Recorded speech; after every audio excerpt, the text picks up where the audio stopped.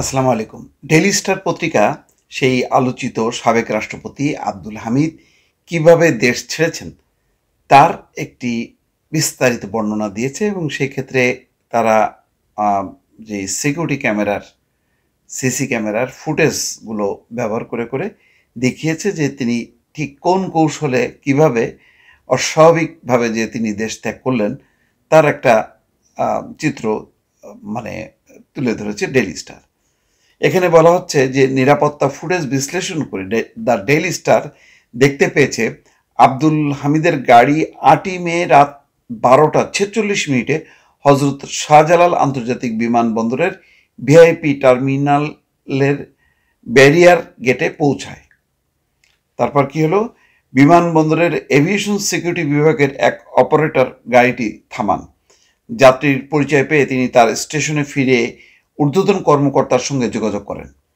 ঊর্ধ্বতন কর্মকর্তার সঙ্গে ফোনে কথা বলার সময় তার পেছনে দুজন দৃশ্যমান হন। একজন হালকা গোলাপি শার্ট পরিহিত এবং অন্যজন নীল শার্ট এবং ধূসর ব্লেজার পরিহিত ছিলেন। তারা গাড়িটিকে ভেতরে আসার জন্য ইশারা করেন। এর ৩ মিনিট পর রাত ১২টা ৪৯ মিনিটে ওই দুই ব্যক্তি সামনে এগিয়ে আসেন। গোলাপি শার্ট পরিহিত ব্যক্তি সরাসরি গাড়ির কাছে যান। ব্লেজার পরিহিত ব্যক্তির কোমরে ঝুলন্ত একটি আইডি কার্ড দেখা যায়। একাধিক এভিয়েশন নিরাপত্তা কর্মী নাম প্রকাশ না করার শর্তে বলেন ওই দুই ব্যক্তি একটি বিশেষ গোয়েন্দা সংস্থার সদস্য। তবে তাদের মুখ ভিডিওতে স্পষ্ট না হওয়ায় ডেইলি স্টার বিষয়টি স্বাধীনভাবে যাচাই করতে পারেনি।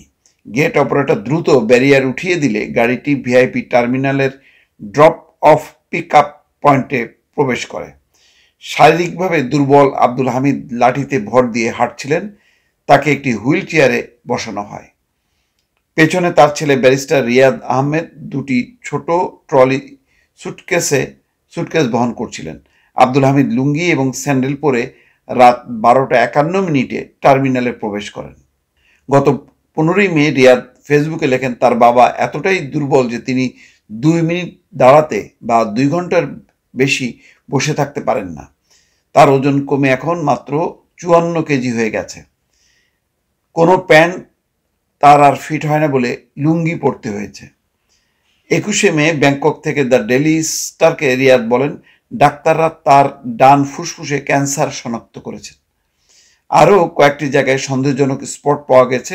সেসব স্থান থেকে টিস্যু সংগ্রহ করে গতকাল অর্থাৎ ২০শে মে বায়োপসি করা হয়েছে ক্যান্সার কিনা তা পরীক্ষার জন্য। একই সঙ্গে আরেকটি পরীক্ষা করা হয়েছে তিনি অস্ত্রোপচারের ঢকল সহ্য করতে পারবেন কিনা তা জানার জন্য। তিনি সুস্থ নন, দুর্বলতা আরও বেড়েছে। ২৪শে মে ডাক্তাররা সিদ্ধান্ত নেবেন তাকে কেমোথেরাপি বা রেডিওথেরাপি নিতে হবে কিনা। শাহজালাল বিমানবন্দরের টার্মিনালের ভেতরে ঢোকার পর আব্দুল হামিদকে টার্মিনাল সংলগ্ন স্ক্যানিং এরিয়ার মধ্যে দিয়ে নিয়ে যাওয়া হয় এবং নিয়ম অনুযায়ী ভিআইপি লাউঞ্জে বসানো হয়।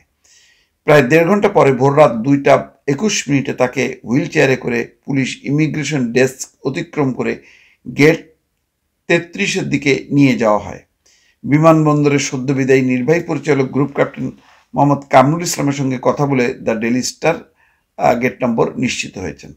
তিনি সেদিন রাতে বিমানবন্দরে উপস্থিত ছিলেন এবং পরদিন পদত্যাগ করেন। তবে প্রক্রিয়াগত একটি অনিয়ম ঘটেছে। ভিআইপি লাউঞ্জ থেকে সরাসরি গেট ৩৩-এ যাওয়া কোনো যাত্রীর জন্যই স্বাভাবিক নয়।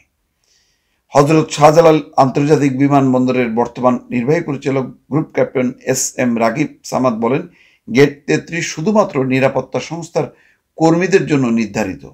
ভিআইপি লাউঞ্জ থেকে বেরিয়ে যাত্রীরা দ্বিতীয় তলায় যান। সেখানে তাদের নিরাপত্তা চেকিং করা হয়। এই নিরাপত্তা চেকিংয়ের সময় তাদের শরীর বা হ্যান্ড লাগেজের পূর্ণাঙ্গ স্ক্যান করা হয়। সারা বিশ্বে প্রতিটি প্রধান বিমানবন্দরের ডিউটি ফ্রি এবং বোর্ডিং জোনে প্রবেশের আগে এটা করা হয়। হজরত শাহজালাল আন্তর্জাতিক বিমানবন্দরের এই নিরাপত্তা যাচাই করা হয় বোর্ডিংয়ের ঠিক আগেই। নাম প্রকাশে অনিচ্ছুক একজন জানান কেবল রাষ্ট্রপ্রধান এবং বর্তমান রাষ্ট্রপতির ক্ষেত্রে এই চেকিং করা হয় না। নিরাপত্তা চেকিংয়ের পর সাধারণত যাত্রীদের বোর্ডিং ব্রিজের মাধ্যমে উড়োজাহাজ দূরে পার্ক করা থাকলে আলফা নামে পরিচিত একটি গেট থেকে গাড়িতে করে নিয়ে যাওয়া হয়।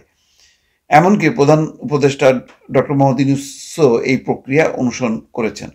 তবে সিসিটিভির ফুটেজ এবং প্রত্যক্ষদর্শীদের বর্ণনা অনুযায়ী আব্দুল হামিদকে ভিআইপি লাউঞ্জ থেকে সরাসরি গেট 33-এ নিয়ে যাওয়া হয় এবং তার নিরাপত্তা চেকিং করা হয়নি।